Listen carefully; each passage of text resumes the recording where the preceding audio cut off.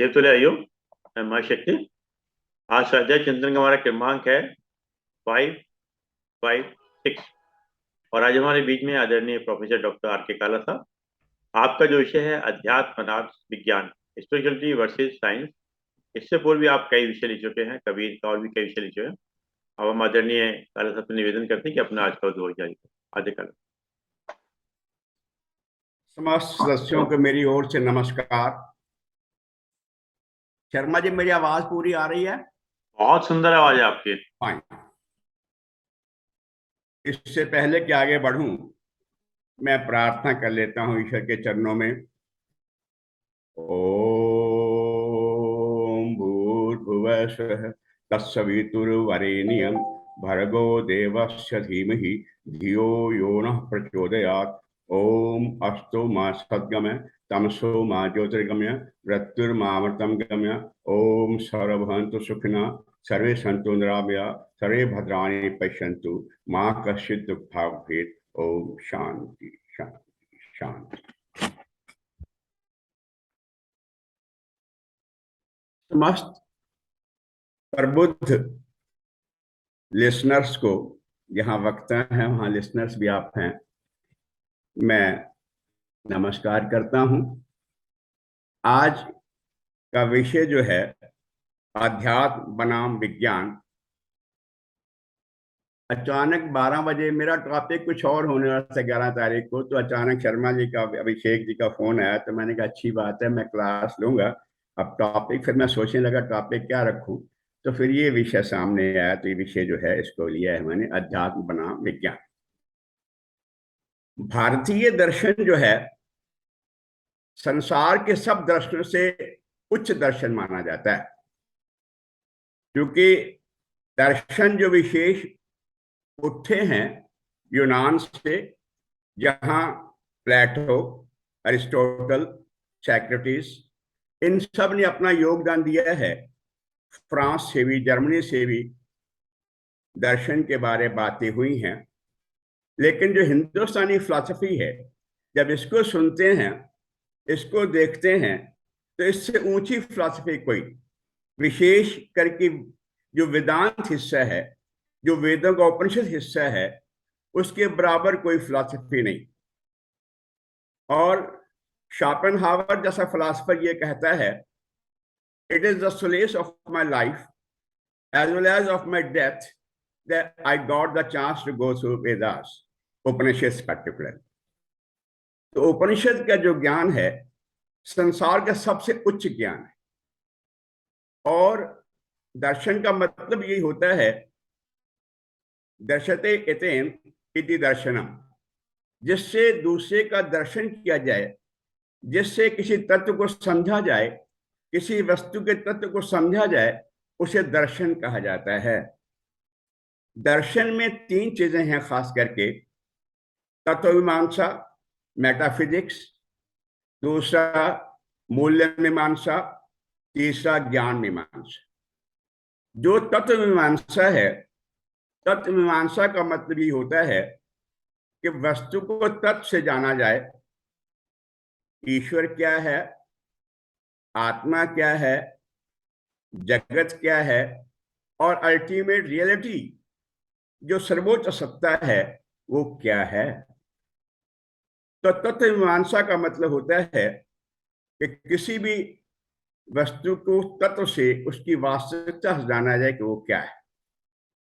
तत्व मीमांसा को हम कहते हैं मेटाफिजिक्स। मेटाफिजिक्स को अगर हम देखें तो 2 अक्षरों का मतलब, 2 शब्दों का मतलब होता है। मेटा माने बियॉन्ड, फिजिक्स मीन्स नेचर, जो नेचर से परे है, नेचर से अतीत है। नेचर से अतीत क्या है, इसको जानना। क्योंकि नेचर तो जब साम्यावस्था गुणों खत्म हो जाती है, उसके बाद हर गुण दूसरे गुण पे छाने की कोशिश करता है। उनमें जब उत्साह पैदा होता, आगे बढ़ते रजोगुण पैदा, चंचलता पैदा होती है, तो प्रकृति अपने आप में बहुत कुछ पैदा कर लेती है। सांख्य दर्शन जिसको पिछली बार हमने डिस्कस किया था, 25 तत्व इंक्लूडिंग पुरुष, 25 तत्व इंक्लूडिंग इटसेल्फ, मूल प्रकृति समेत 25 तत्व जो हैं, इसको हम प्रकृति के तरह से प्रकृति विजिबल है, लेकिन इसके परे जो है इनविजिबल सत्ता, इंटेंजिबल वन, वो सत्ता क्या है? मेटाफिजिक्स में 4 हिस्से डिस्कस करने होते हैं। पहला ईश्वर संबंधी, जिसको थियोलॉजी कहा जाता है। ईश्वर है भी कि नहीं, अगर है तो उसका स्वरूप कैसा है, अगर है तो वो कहाँ रहता है, निर्गुण है कि सगुण है, वो कैसे नजर आता है। कुछ ऐसी बातें जिसको हम जानना चाहते हैं, उसको थियोलॉजी के नाम से कहते हैं। That is metaphysics regarding Brahman, regarding God. दूसरा है मेटाफिजिक्स रिगार्डिंग सोल, आत्मा के संबंध में, क्योंकि आत्मा क्या है, जीव क्या है, दुख किससे होता है, दुख को दूर कैसे किया जा सकता है, अविद्या किसको लगी है, अविद्या दूर कैसे हो जाए। ये कुछ ऐसी चीजें हैं इसलिए हर दर्शन का जो नेचर होता है वो 4 सवाल लेकर जाता है। मैं आगे बढ़ूंगा।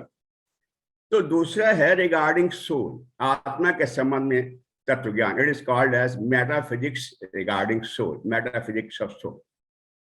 तीसरा होता है मेटाफिजिक्स रिगार्डिंग सृष्टि, cosmology, theology, metaphysics of soul, उसके बाद कॉस्मोलॉजी, सृष्टि, सृष्टि का स्वरूप क्या है, सृष्टि बनी कैसे है, सृष्टि का उदय जो है ये कैसे हुआ है, और सृष्टि में जो लगातार चलने वाला भाव है ये कैसे है।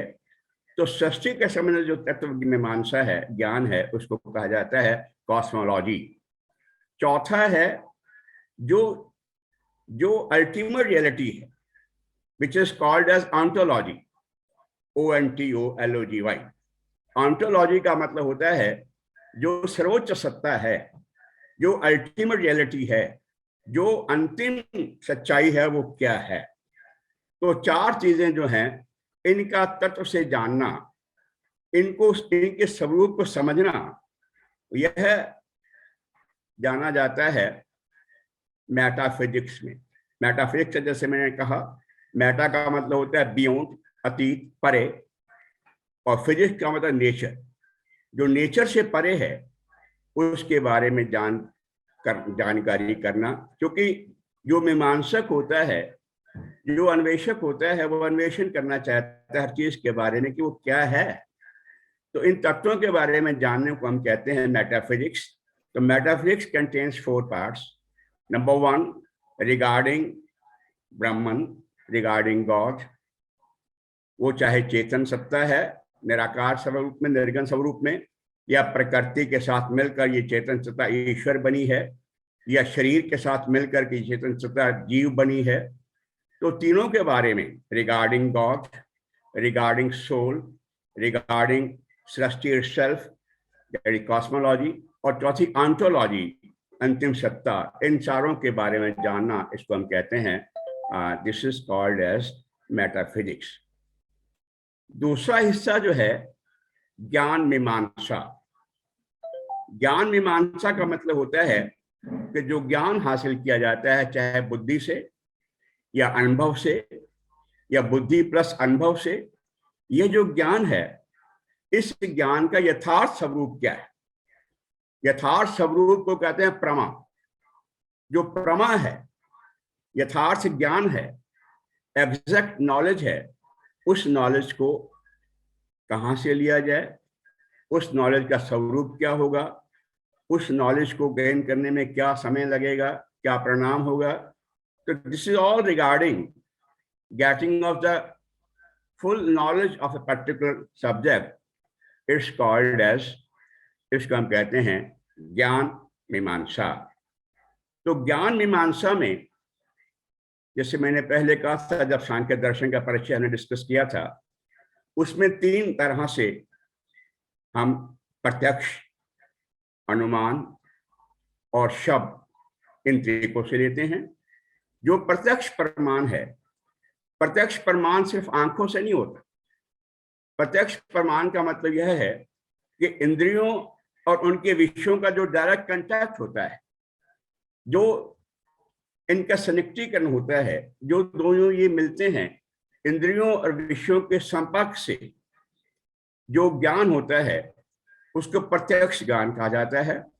और चार्वाक तो केवल मानते प्रत्यक्ष ज्ञान को था, वो कहता है शरीर ही आत्मा है, इसके अलावा कुछ नहीं।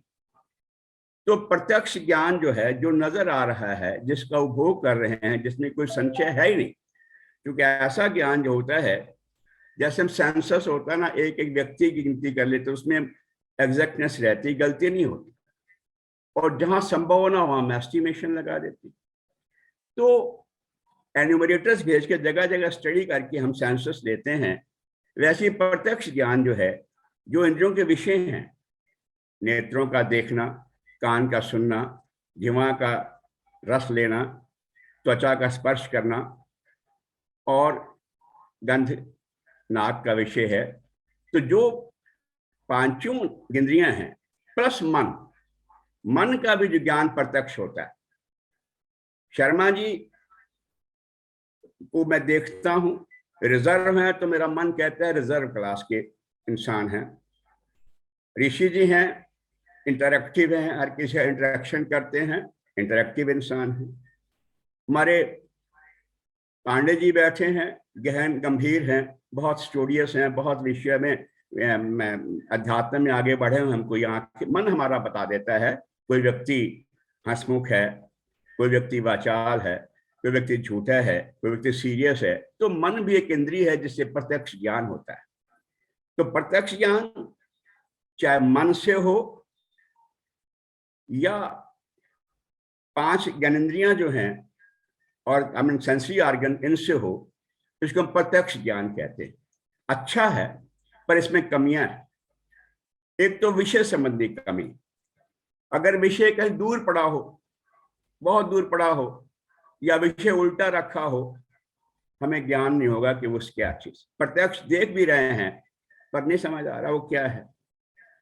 या बीच में शीशा पड़ा हो, तो जो ऑब्जेक्ट है वो देखने से भी या सुनने से भी, जैसे बीच में गड़गड़ाहट हो रही हो, पूरी आवाज नहीं हो रही, जैसे बात कटती है इंटरेक्शन करते समय, तो ये इससे हम प्रत्यक्ष ज्ञान अनुभव नहीं करते। तो विषय संबंधी कभी भी कमजोरी आ जाती है, विषय में दोष आ जाता है, हम नहीं समझ पाते हैं। दूसरा, कभी कभी इंद्रियों संबंधी दोष आ जाता है। कोई आदमी सावन का अंधा हो, उसे हर चीज हरी हरी दिखती रहती। कोई आदमी पीलिया से पीड़ित हो, उसे हर चीज पीली दिखती रहती है। तो दूसरा जो इंद्रिय संबंधी दोष है, उससे प्रत्यक्ष ज्ञान होने में अफसोस होता है, बाधा पड़ती।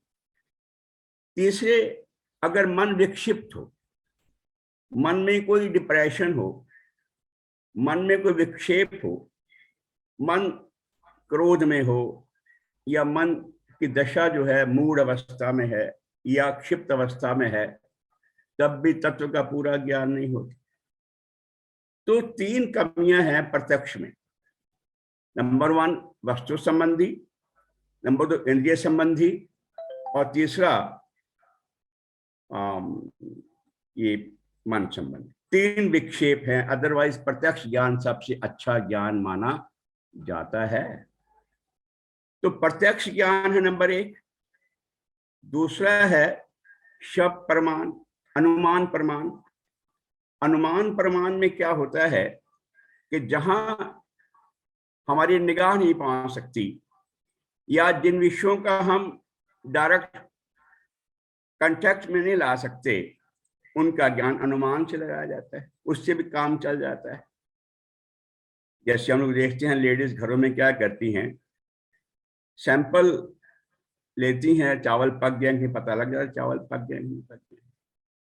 तो इसी तरह से अनुमान में क्या होता है, पहाड़ के पीछे कहीं आग लगी है, तो हमें आग तो नहीं, धुआं दिखता है, आग नहीं दिख रही, तो अंदाजा होता है कि धुआं जहां जहां होता है। ये हमारा अनुभव है। हमने घरों में चूल्हे जलाए हैं, देखे हैं, जब चूल्हा जलता है तो आग जब नहीं जलती तो गृहिणियां फूंक मारती रहती हैं, चाहे वो सीधे या किसी तरीके से। तो जो धुआं उठता है वो आग से उठता है, ये हमारा अनुभव है, हमारा अनुभव सिद्ध। तो जो शब्द अनुमान प्रमाण है वो पीछे का भी प्रमाण देता है, आगे का भी प्रमाण देता है। अगर मान लीजिए कार्य को देख करके अंदाजा होता है, अगर कार्य हमको दिखता है कि बारिश हुई है, अब जमीन गीली है, अंदाजा लगा सकते हैं बारिश हुई होगी। ये कार्य को देख के हमने कारण का परिणाम जान लिया। या कारण को देखा कि बादल घिर रहे हैं तो इसका मतलब ये बारिश होगी, ये अनुमान लगा सकते हैं। यह अनुभव हमारा सामने हमारे है कि धुआं है तो इसका आग लगी होगी कहीं। तो दूसरा है प्रमाण, उसको हम कहते हैं अनुमान प्रमाण। तीसरा जो प्रमाण है उससे कहते हैं शब्द प्रमाण या आप्त प्रमाण या वेदों का प्रमाण। जहां अनुमान संभव नहीं है, जैसे अलौकिक विषय है, दिव्य विषय है, परमात्मा का, आत्मा का, संसार का, जहां प्रत्यक्ष संभव नहीं है वहां हम क्या करते हैं, वहां शब्द प्रमाण, वेदों का सहारा लेते हैं या शास्त्रों का सहारा लेते हैं, या ऐसी आप पुरुष जो संत महात्मा ज्ञानी हो चुके हैं उनकी वाणी को लेकर के हम अंदाजा लगाते हैं कि वो क्या चीज। तो ज्ञान के 3 तरीके हैं। यथार्थ ज्ञान, प्रमा का मतलब यथार्थ ज्ञान है। यथार्थ ज्ञान को हासिल करने के लिए 3 तरीके हम अपनाते हैं जो सांख्य का परिषद कह रहा है, या तो डायरेक्ट प्रत्यक्ष, या शब्द, या अनुमान, ये 3 हैं।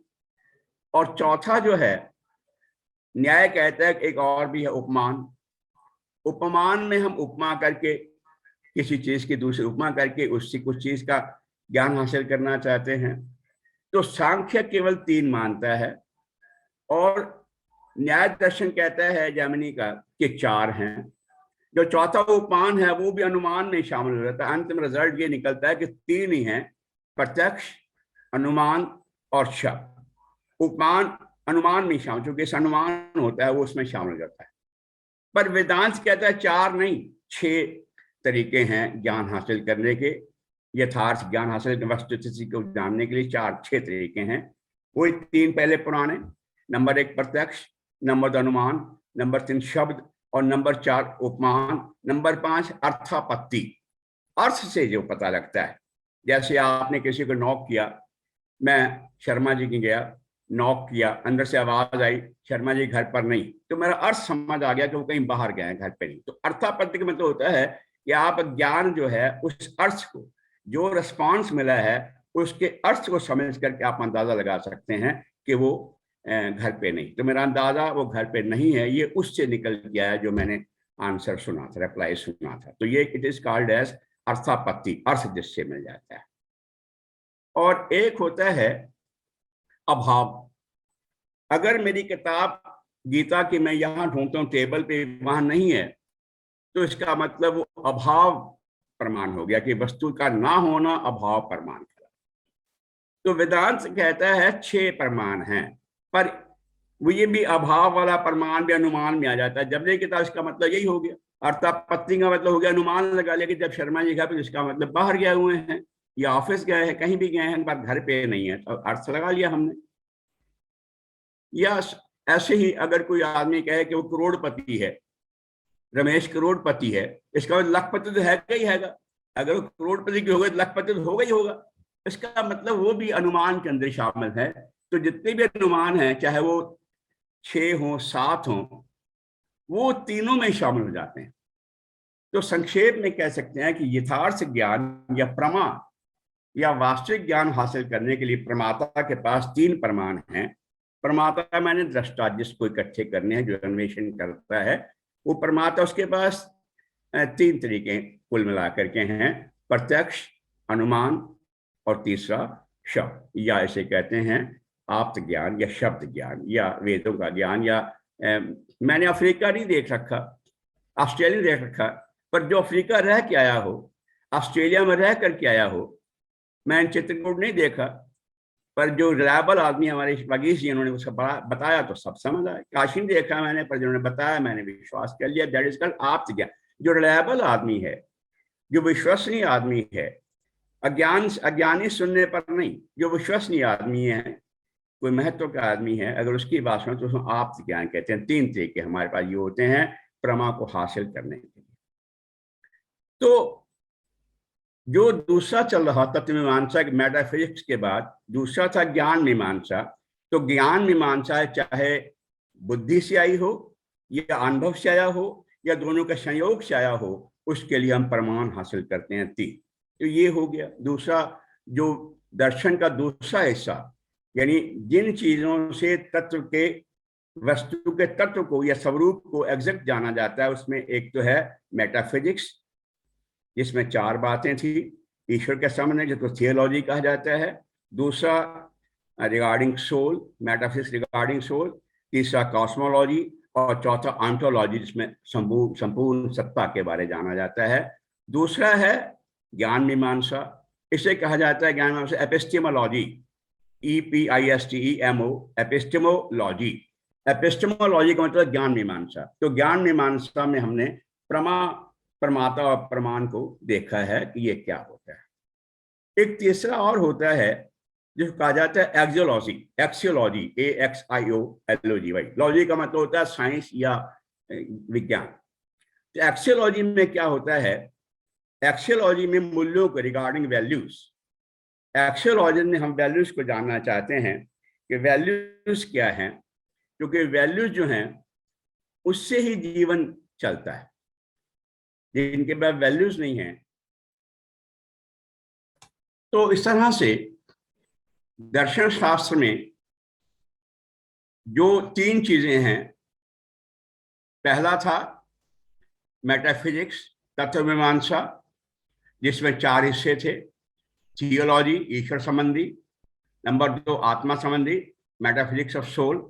तीसरा था कॉस्मोलॉजी, जिसमें सृष्टि संबंधी। और चौथा अंतिम रियलिटी को जाने, ऑन्टोलॉजी। तो इसके बाद दूसरा था ज्ञान मीमांसा। ज्ञान मीमांसा में प्रमाता और प्रमाण के बारे में डिस्कस हमने किया। उसमें 3 प्रमाण निकल करके आए सामने। नंबर 1 प्रत्यक्ष, नंबर 2 अनुमान, और तीसरा जो है उसका नाम है शब्द प्रमाण या आप्त प्रमाण या वेद शास्त्र या रिलायबल बंदों का कहना। तीसरा हिस्सा है जिसको हम कहते हैं वैल्यूज, मूल्य तत्व, मूल्य ज्ञान या मूल्य मीमांसा। मूल्य मीमांसा में पहला हिस्सा होता है, उसको एथिक्स कहा जाता है या नीति शास्त्र कहा जाता है, जिसमें हम आचरण जो है एथिक्स बिहेव करते हैं। जैसे कंपनी है, उसको अपने एथिक्स फॉलो करने पड़ते हैं, सोसाइटी के प्रति, कंज्यूमर्स के प्रति, राष्ट्र के प्रति, अपने एम्प्लॉयज के प्रति, अपने ग्राहकों के प्रति। इन सब के लिए अपने एथिक्स हैं। अगर एथिक्स का फॉलो नहीं करता तो वो बिजनेस अच्छा नहीं चल सकता है। तो नीति शास्त्र का मतलब होता है अच्छा क्या है, बुरा क्या है, सत्य क्या है, असत्य क्या है, शुभ क्या है, अशुभ क्या है, व्यवहार्य क्या है, अव्यवहार्य क्या है, और इसी तरह से अनैतिक क्या है, नैतिक क्या है। ये विभिन्न तरह के जो कंट्रोवर्शियल है, आपस में विरोधाभासी हैं, उनका अनुमान लगा जो अच्छा हिस्सा होता है उसको अपना लेना, इसको हम कहते हैं नीति शास्त्र या एथिक्स। तो मूल्य मीमांसा जो पहला हिस्सा है, एथिक्स का पालन करना होता है।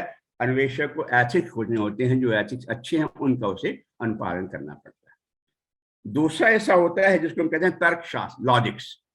लॉजिक्स का पर्पज यही होता है कि जिस बात को हम स्वीकार करने जा रहे हैं, उस तर्क का,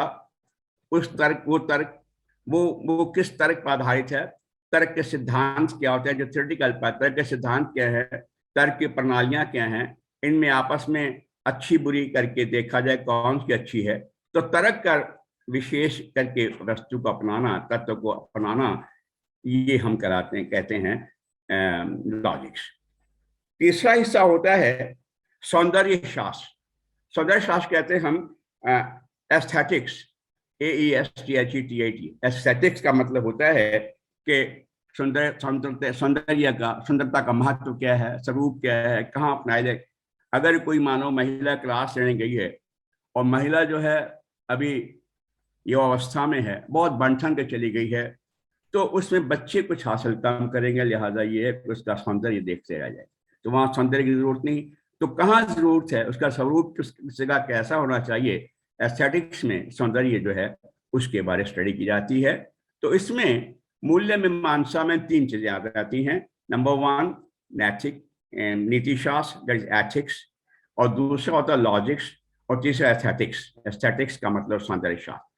तो ये चीजें जो हैं ये दर्शन में तत्व की स्टडी करने के, उनके स्वरूप को जानने के लिए बहुत आवश्यक होती हैं। अब प्रश्न यह है कि अध्यात्म जो है वो दर्शनों में से निकल के आता है, चूंकि अध्यात्म अपने आप में कोई चीज नहीं है। अध्यात्म का मतलब होता है तत्व को जानना।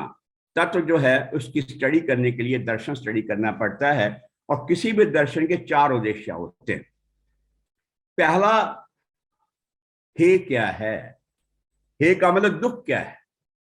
जिस दुख को, चूंकि हर व्यक्ति संसार का, वो चाहे किसी भी अवस्था में है, गरीब है, अमीर है, हिंदू है, मुसलमान है, यहां है, वहां है, किसी भी जगह पे है, उसको दुख है। जो दुख उसने भोग लिए उसका कोई सवाल नहीं है। जो भोग रहा है, जो भुग चुके हैं खत्म, छोड़िए, जो रह गए हैं या आने वाले हैं, उनका त्याज्य कैसे किया जाए। क्योंकि ये जो दुख है ना, जो हे है, हे माने दुख।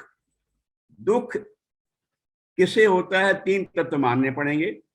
नंबर वन, पुरुष या आत्मा या जीव।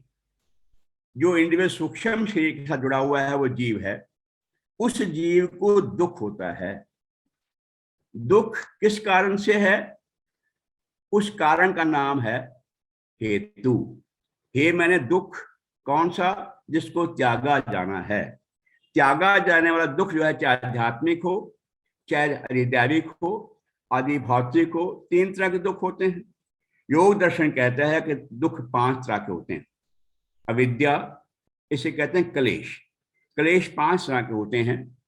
नंबर वन अविद्या, दूसरा राग, तीसरा द्वेष, चौथा अस्मिता, अपने आप को दृश्य मानना। दृष्टा अपने को दृश्य मान लेता है कि अपने को बुद्धि के साथ सामंजस्य कर लेता है। बुद्धि जड़ है, जिसने जिसने सब कुछ अनुभव किया है। तो दृष्टा जो स्वयं चेत्र उसके साथ सामंजस्य कर लेता है, अस्मिता कायम कर लेता है, वो उसका क्लेश है, उसका दुख है। और पांचवा होता अभिनिवेश, मृत्यु कब है, मेरे जानने वाला कोई मर ना जाए, मेरे बिजनेस कहीं ठप ना पड़ जाए, मुझे कल को बुखार ना हो जाए। ये जो भय है इसे अभिनिवेश कहा जाता है। ये पांच तरह के क्लेश होते हैं योग दर्शन में। पांच क्लेश यानी अविद्या, इन सब का जो मूल है अविद्या, अज्ञान। तो अज्ञान जो है, जो मैं नहीं हूं उसको मान लेना, अज्ञान अविद्या है। अनित्य को नित्य जान लेना, अपवित्र को पवित्र जान लेना, दृश्य को दृष्टा मान लेना, असत्य को सत्य मान लेना, शरीर को शरीरी मान लेना, देह को देही मान लेना। ये जो अविद्या है, अविद्या मूल कारण है, जिसको हम मोह कहते हैं।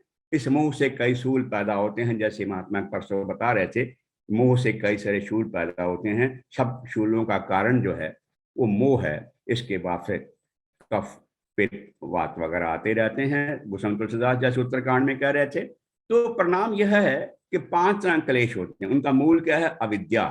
तो जो हे का हेतु है, हे माने त्याज्य दुख क्या है, हेतु क्या है, अविद्या।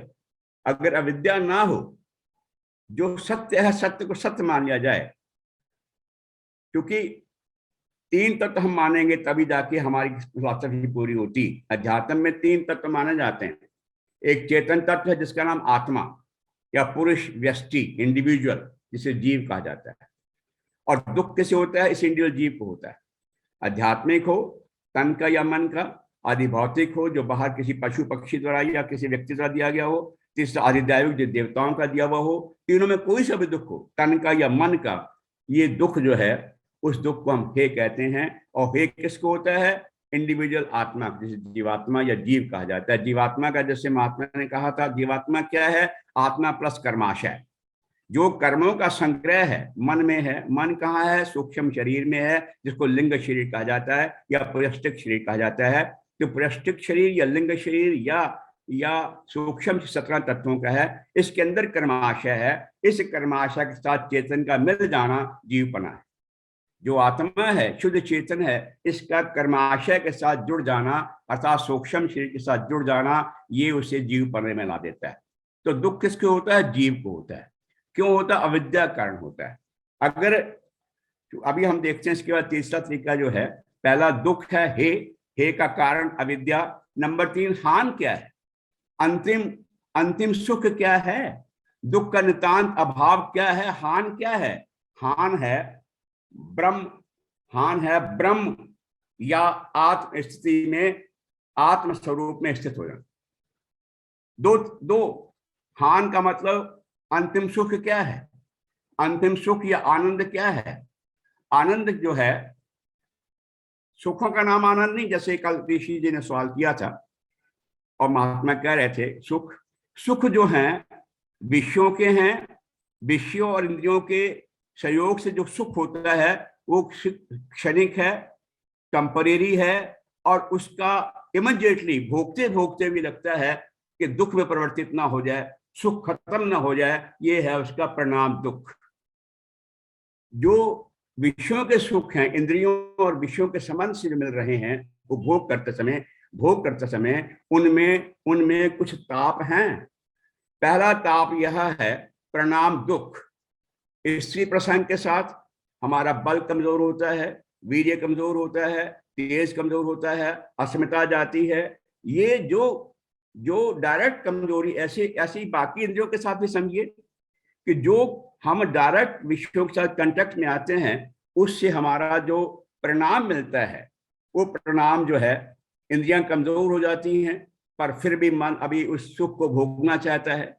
तो जो विषयों के भोग हैं इंद्रियों के साथ मिल करके, उसमें एक तो है परिणाम दुख। परिणाम दुख का मतलब होता है कि लगातार भोगते भोगते हुए दुख का एहसास होना, कहीं ये सुख खत्म ना हो जाए। दूसरा, उसके बाद इंद्रियों का कमजोर हो जाना, उसके बाद फिर भी ईर्ष्या तृष्णा बन जाती। भोगों ने हमको भोग लिया, हमने भोगों को भोगा, ठीक है, पर भोगों ने हमको भोग लिया। हम जीर्ण शीर्ण हो गए हैं, बुढ़ापे में आ गए हैं, पर जो सुख भोगे हैं उन सुखों के लिए फिर लालसा रहती है। वो परिणाम जो उसका है, तृष्णा बनी हुई है, परिणाम दुख हो गया। ऐसे ही ताप दुख है। ताप दुख में क्या होता है? अच्छा, परिणाम दुख में और भी, जिसको हम भोग रहे हैं उस सुख से बाकी लोगों को भी सुख मिल रहा है। मन में रहता है कि पड़ोसी को इससे ज्यादा सुख मिल रहा है, इस सुख से मुझे तो कम मिल रहा है, दूसरे को बहुत सुख मिल रहा है। तो उससे राग द्वेष जो पैदा होता है, वो भी परिणाम दुख में शामिल है। विषयों के भोगों से मिलने वाले सुख जो हाथों हाथ भी सुख मिल भी रहा, भोग करते करते भी दुख हो रहा है, ताप हो रहा है, परिणाम उसका मिल रहा है। तो वो परिणाम दुख जो है उसी वक्त मिलता है, राग द्वेष के कारण मिलता है, अहिंसा के कारण मिलता है। दूसरे को मुझसे ज्यादा सुख उसी विषय से मिल रहा है, हिंसा कर देता हूं मैं, हिंसा का परिणाम भी मिल जाता है। तो कमजोरी के बाद ही मन में इच्छा बनी रहती है, भाई इसे भोगूं, लेकिन भोगने की ताकत अब नहीं है। तो परिणाम दुख मिलता है विषयों के भोग से। दूसरा है ताप दुख। ताप दुख का मतलब यह है, मुझे स्त्री से सुख मिलता था, स्त्री चली गई, बच्चों से सुख मिलता था, बच्चे अब नहीं रहे, मेरी पोस्ट से मुझे सुख मिलता था, पोस्ट नहीं रही। जिन सुखों का मैंने उपभोग किया है, उन सुखों को याद कर करके, उनका स्मरण कर करके जो सुख मैं ले रहा, जो दुखी हो रहा हूं, दैट इज कॉल्ड ताप दुख। परिणाम दुख, ताप दुख, और तीसरा होता है संस्कार दुख। जिन भोगों को मैंने भोगा है, जिन विषयों को मेरे इंद्रियों ने भोगा है प्रत्यक्ष, उनके संस्कार बन गए। उन संस्कारों का मुझे भोग, पिछले भोगों के संस्कारों का परिणाम भोग रहा हूं, और जो संस्कार बन गए उन संस्कारों का दुख भोगूंगा। तो पहला परिणाम दुख, दूसरा ताप दुख, तीसरा संस्कार दुख, चौथा गुण जो है ना, गुणों के जो वृत्तियां हैं, गुण के जो कार्य वृत्तियां हैं, गुणों की जो वृत्तियां विरोधी भाषा, वो विरोधाभासी होती हैं, कंट्राडिक्टरी होते हैं। प्रकाश का, सत्य का गुण है प्रकाश, रोशनी, ज्ञान। तम का है अज्ञान, अंधेरा, स्थिति। और रज का है चंचलता, लगातार प्रवृत्ति। तो तीनों गुणों के अपने अपने गुण हैं, तीनों वृत्तियों के अपने अपने गुण हैं। तो वृत्तियां विरोधाभासी होती। विरोधाभासी होते होते मैं सत्संग कर रहा हूँ, सत्व गुण में स्वाध्याय कर रहा हूँ मिलके, पर अभी दूध वाला आने वाला है, उसके पैसे पड़े, उसको पैसे देने हैं, उधर ध्यान चला गया, या श्राय करते गए मेरी नींद आ गई, मैं मंत्र जप रहा हूं लेकिन उसके बाद मेरे मन में कुछ और चल रहा। तो जो संस्कार दुख हैं, यानी जो जो गुण वृत्ति दुख हैं, ग्रंथों की वृत्तियां एक दूसरे को ढक लेती हैं, साम्यावस्था में पड़े हुए ठीक है, मूल प्रकृति में ठीक थे, लेकिन जब इसमें यहाँ आ गए हैं तो समावस्था खत्म होगी, एक दूसरे पर छाने की कोशिश करते हैं, तो तीनों गुण रहते हैं दुनिया की हर वस्तु में, हर पदार्थ में तीनों गुण रहते हैं हमेशा। सत्संग में सत्वगुण ऊपर होता है, बाकी दोनों दबे रहते हैं, और प्रवृत्ति हिंसा की वहां तमोगुण आगे होता है, बाकी दोनों दबे रहते हैं। बाजार या प्रवृत्ति कर भागने की, बाकी दोनों गुण दबे हुए हैं। तो तीनों गुणों का जो स्वभाव है एक दूसरे के विरोधी होता है, उससे भी दुख मिलता है। तो विषयों के भोगों से चार दुख मिलते हैं। जो विषय हैं डायरेक्ट, उनसे उनसे सुख तो मिलता है, पर वो सुखों में चार दुख हैं: प्रणाम दुख, ताप दुख, संस्कार दुख, और चौथे ये गुणवृत्ति विरोधाभासी दुख। तो सुखों की बात नहीं। तीसरी बात है, पहला हे था, त्याज्य दुख कौन सा है, दूसरा हे का हेतु कौन सा, अविद्या है, हे का हेतु है, और तीसरा जो जो हान है, जो नितांत दुख का अभाव कैसे होगा, हान से होगा। हान क्या है, ब्रह्म है जो सर्वशक्तिमान है। और दूसरा उसके बाद जो है, या आत्मा स्वरूप में स्थिति है, अपने स्वरूप में स्थिति हो जाती है योगी को, तो उसको उसको उसका निर्वीर समाधि, सभी समाधि लग जाती। उसके बाद जब और आगे बढ़ते हैं, हान का उपाय क्या, हान उपाय क्या है, इस हान को प्राप्त करने का तरीका क्या है, तरीके में फिर है ब्रह्म ज्ञान। ब्रह्म ज्ञान हो जाए तो ब्रह्म तक पहुंच जाएंगे। जो हान है ब्रह्म, उसका तरीका है हान उपाय। जो आत्म स्वरूप में स्थिति है, उसका तरीका है समाधि। तो समाधि के बाद वो जब तक निर्वीर समाधि ना हो जाए, असंप्रज्ञात समाधि ना, तब तक ये बना रहे। तो इस तरह से जो है चार, हर दर्शन के चार उपाय, चार तरीके होते हैं। पहला, हर दर्शन के चार प्रतिपाद्य विषय होते हैं। हे क्या है, त्याज्य दुख क्या है, हे का हेतु क्या है, अविद्या है। तीसरा, अविद्या का नाश कैसे किया जाए, हानोपाय है। उसका परिणाम जो होगा ब्रह्म की प्राप्ति, यानी ब्रह्म या अपने स्वरूप में ये हो जाता है। तो हमने पहला माना है एक इंडिविजुअल व्यष्टि आत्मा, जिसको हम जीव कहते हैं, जिसका सूक्ष्म शरीर के साथ चेतना का संबंध जुड़ा हुआ है, इसको दुख है। दूसरा तत्व तो मानना पड़ेगा जड़ प्रकृति, क्योंकि दुख जो है आत्मा का विषय तो है नहीं। अगर आत्मा का विषय होता, चेतन का विषय होता, तो फिर ये हे उपान हान उपाय की जरूरत क्या थी, हान की ये संभव ही नहीं था, क्योंकि इसका अपना विषय है।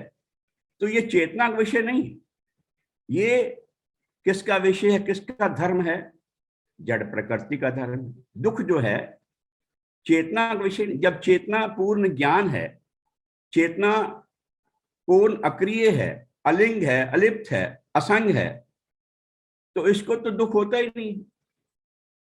केवल जब ये अपने आप को उसके साथ जोड़ करके अपनी प्रकृति के सब गुण प्रकृति के प्रकृति में बरत रहे हैं, और तो उसको दुख होता ही नहीं।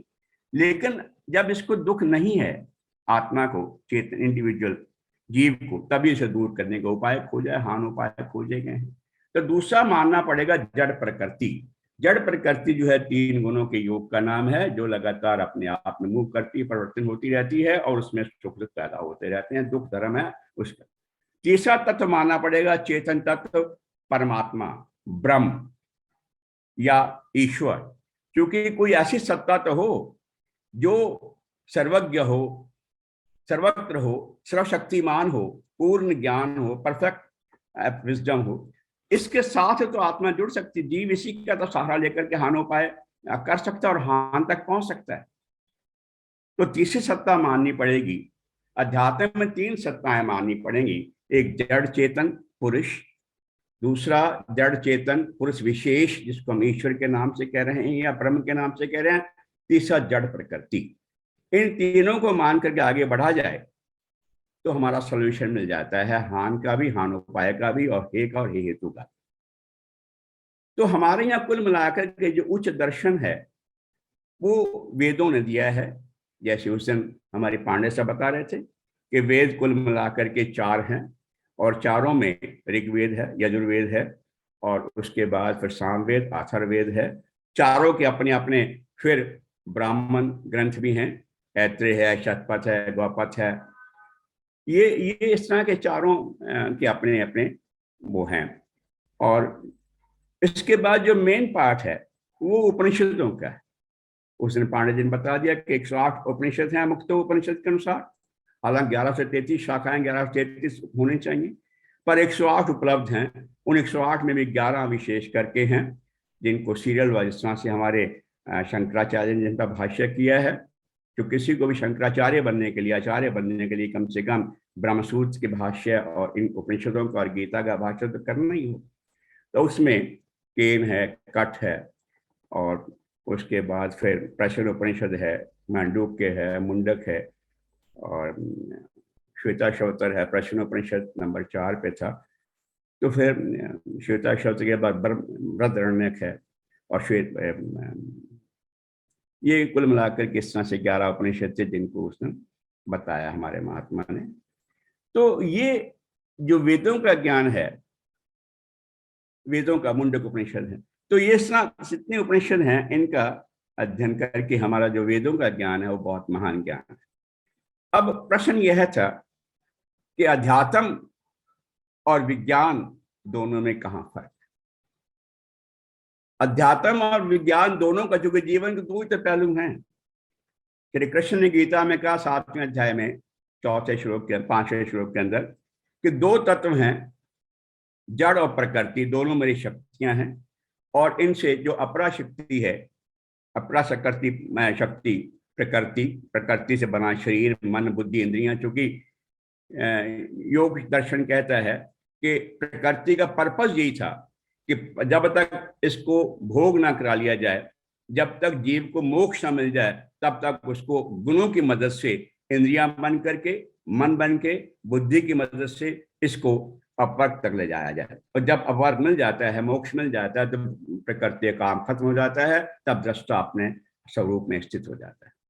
तो प्रकृति जो है, प्रकृति और ये अप्रत्यक्ष, ये परोक्ष शक्ति है, और प्रत्यक्ष शक्ति जो है वो पराशक्ति जो है वो चेतन है। इन दोनों के संयोग का नाम शरीर है, जीवन है।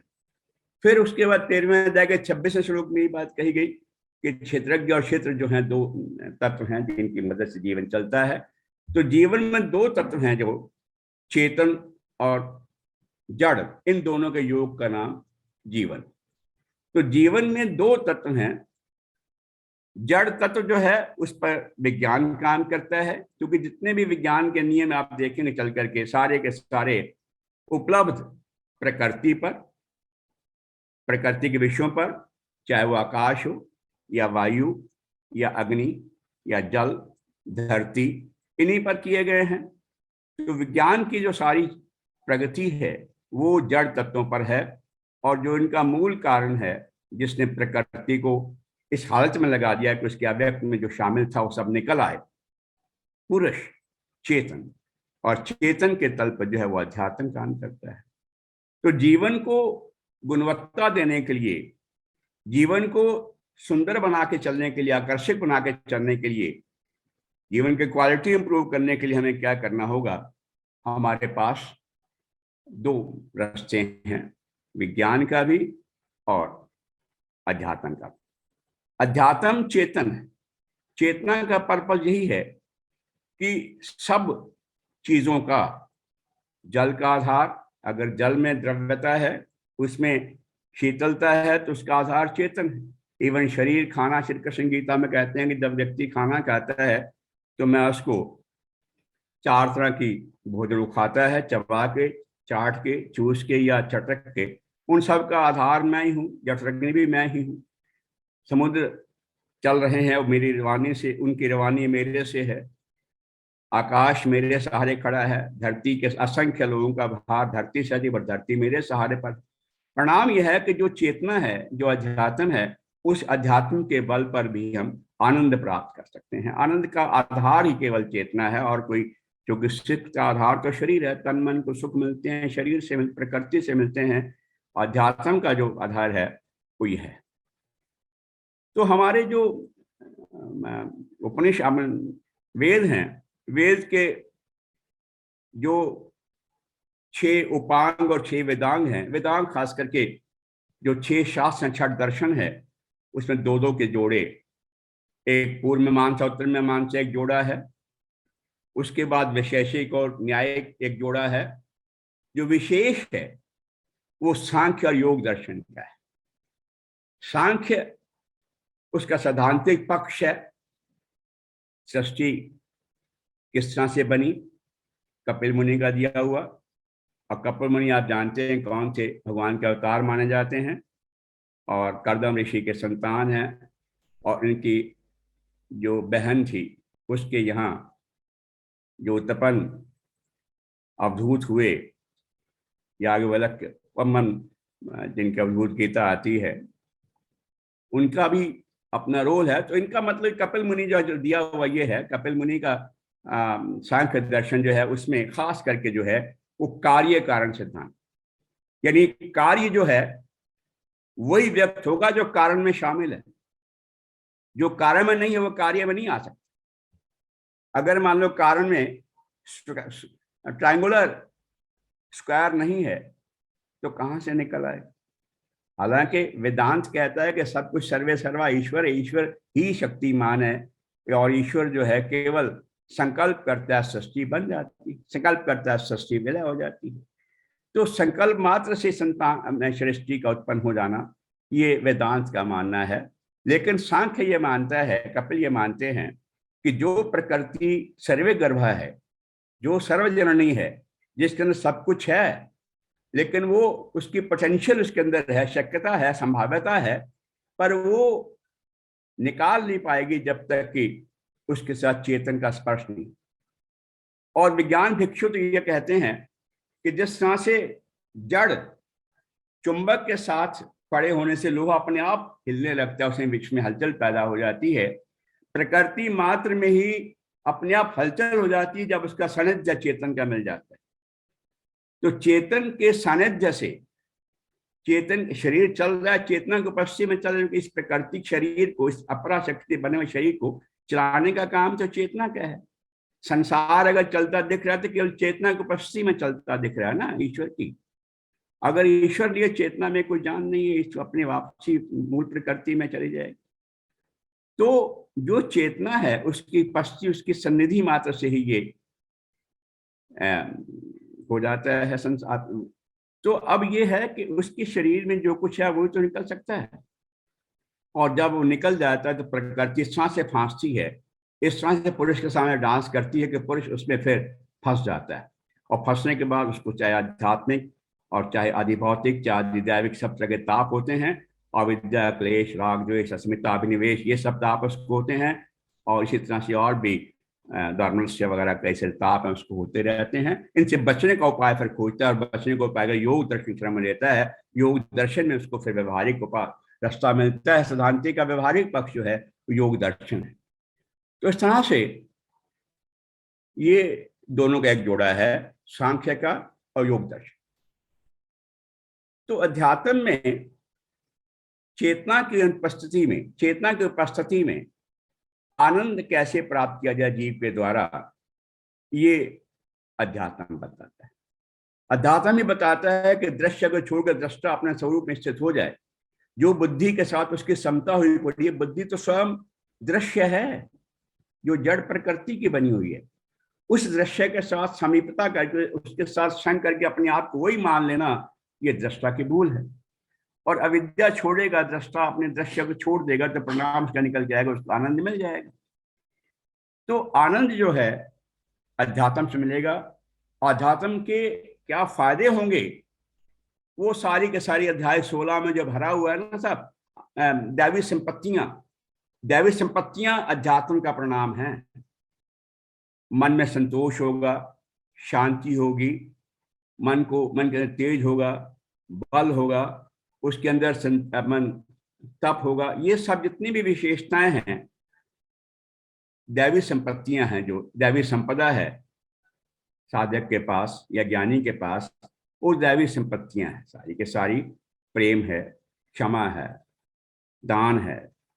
ये सारा को सारा जो है ये अध्यात्म की देन है। अध्यात्म जहां पहुंच सकता है, विज्ञान वहां तक नहीं पहुंच सकता, क्योंकि जहां विज्ञान खत्म होता है वहां अध्यात्म शुरू होता है। जहां अकाउंटेंसी खत्म होती है वहां ऑडिट शुरू होता है। इसी तरह से जहां पर मतलब ये खत्म हो जाता है विज्ञान, वहां अध्यात्म शुरू होता है। तो विज्ञान अधिक से अधिक सुख प्रदान कर सकता है, लेकिन अध्यात्म जैसा आनंद उसके पास नहीं। तो आध्यात्मिक आनंद के लिए ही आदमी, इसमें 3 निष्ठाएं हैं, ज्ञान कांड है और ज्ञान योग है, कर्म योग है, भक्ति योग है, कुछ लोग साधना योग से भी, जिसको हम अष्टांग योग कहते हैं, इनकी मदद से, कुछ कुंडली योग की मदद से भी उसी अवस्था तक पहुंचना चाहते हैं, ब्रह्म के दर्शन करना चाहते हैं। हठ योग से भी लोग पहुंचना चाहते हैं। परिणाम यह है कि ये सब निष्ठाएं जो हैं, इनका एक ही पर्पस होता है कि आत्मा आनंदित हो उठे। आनंदित आत्मा को फिर वापस नहीं आना होता, वो अपने बाकी सब जो सुखों को भोगने के बाद भी ब्रह्मलोक तक जाके वापस लौट आते, गीता कहती। तो अध्यात्म का विषय जो है आनंद महसूस कराना है, और विज्ञान का विषय जो है सुख को उपलब्धि कराना है। विज्ञान की फिर उसके बाद कई सारी अपनी कमजोरियां भी हैं, चुनौतियां भी हैं। विज्ञान इन दोनों के विरोधाभास भी है कई पॉइंट्स, और फिर दोनों का समन्वय है, ये बाकी विषय रह गया है। फिर कभी मौका लगता है तो डिस्कस करते हैं।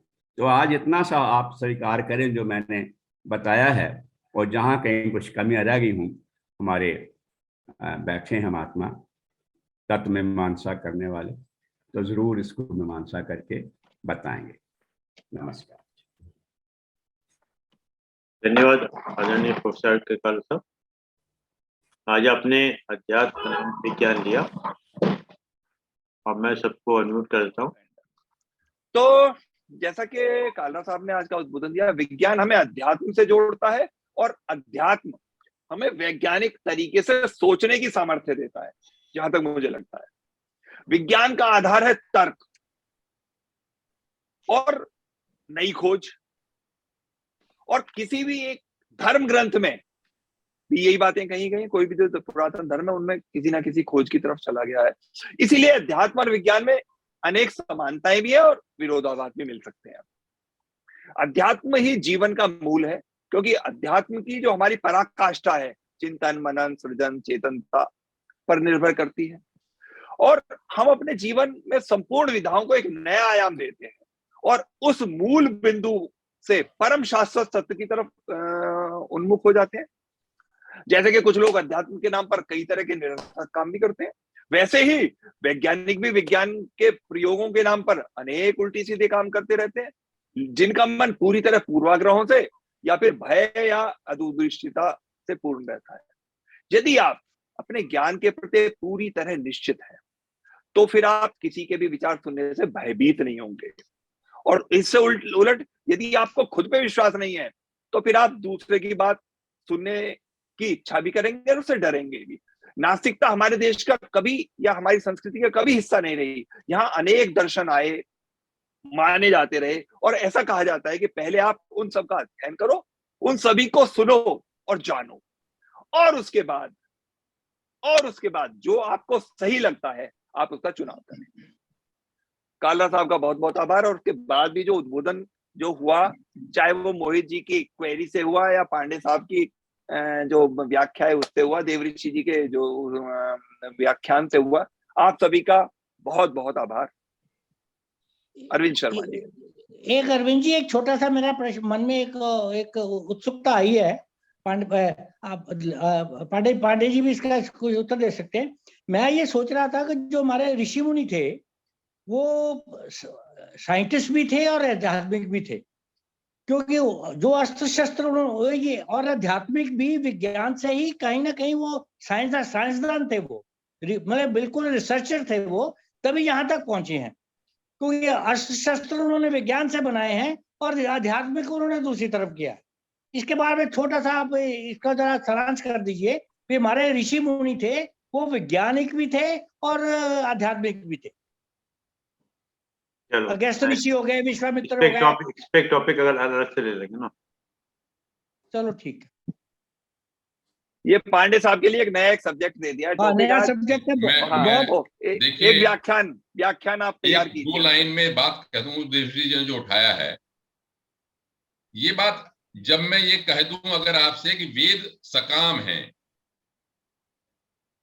तो सब कुछ चौंकना पड़ेगा। मैंने बहुत बड़े विद्वान, वेद के बहुत बड़े ज्ञाता का बहुत 2-3 सीरीज में लेक्चर सुना था और उन्होंने ये कहा वेद सकाम है। सकाम का अर्थ क्या हुआ कि संसार की बात भी करते हैं, अपनी ताकत की बात भी करते हैं, वीरता की बात भी करते हैं, शत्रु को मारने की बात भी करते हैं, राज्य चलाने की बात भी करते हैं। वेद एक ऐसी चीज नहीं है जो हम केवल उपनिषद पढ़ लेते हैं वो वेद है, ऐसा नहीं है। अगर आप वेद पढ़ेंगे, फिर कहा 20,000 मंत्र हैं, सैकड़ों उसमें देवता हैं।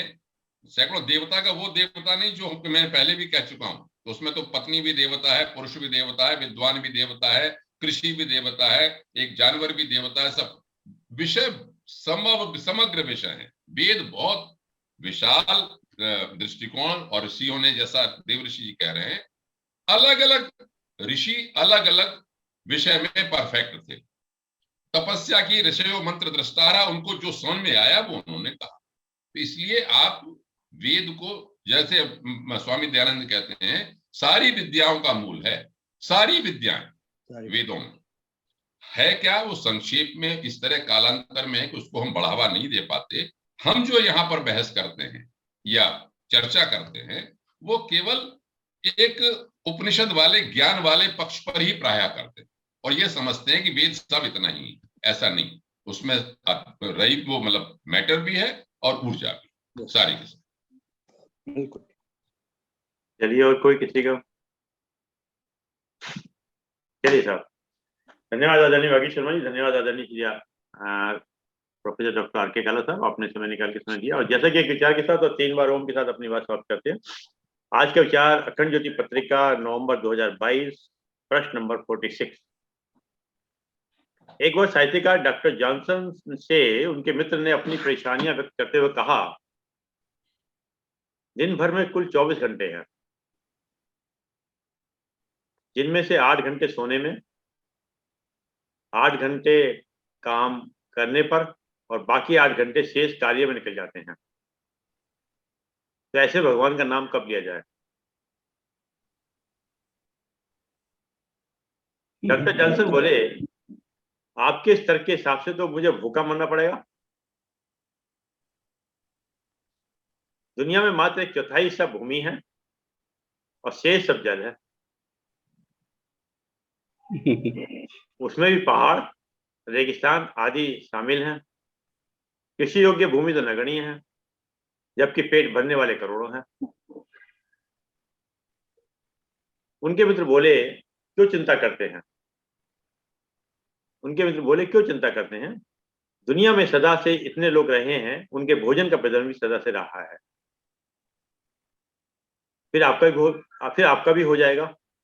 डॉक्टर जॉनसन बोले, यदि नगण्य सी भूमि करोड़ों को भोजन करा सकती है, यदि नगण्य से भूमि करोड़ों को भोजन करा सकती है, तो फिर कोई कारण नहीं कि 24 घंटे में आप 2 घड़ी भगवान के लिए ना निकाल सके। कोई घड़ी ऐसी नहीं कि जो 2 घड़ी जो भगवान के लिए ना निकाल सके। ये सुनकर मित्र निरुत्तर हो गया। आइए, 2 घड़ी भगवान के लिए अवश्य निकालना चाहिए। और मोहित जी, आप आया करें, हमारे क्लास डेली चलती है, रोजाना होती है, इसी समय इसी वक्त में होती है। Different speaker different group. चलिए आइए, 3 बार उनको उच्चारण करते हैं।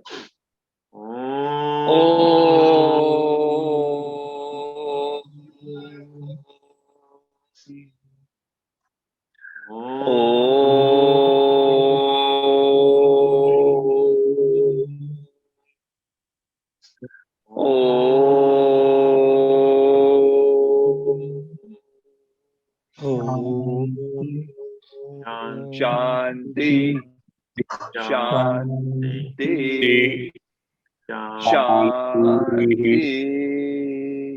सभी को प्रणाम। नमस्ते।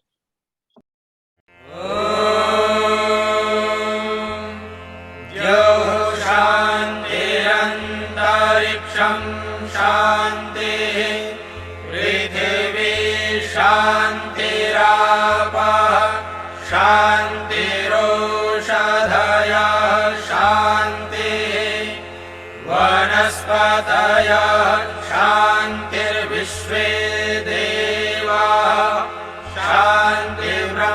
शान्तिः सर्वं शान्तिः शान्तिः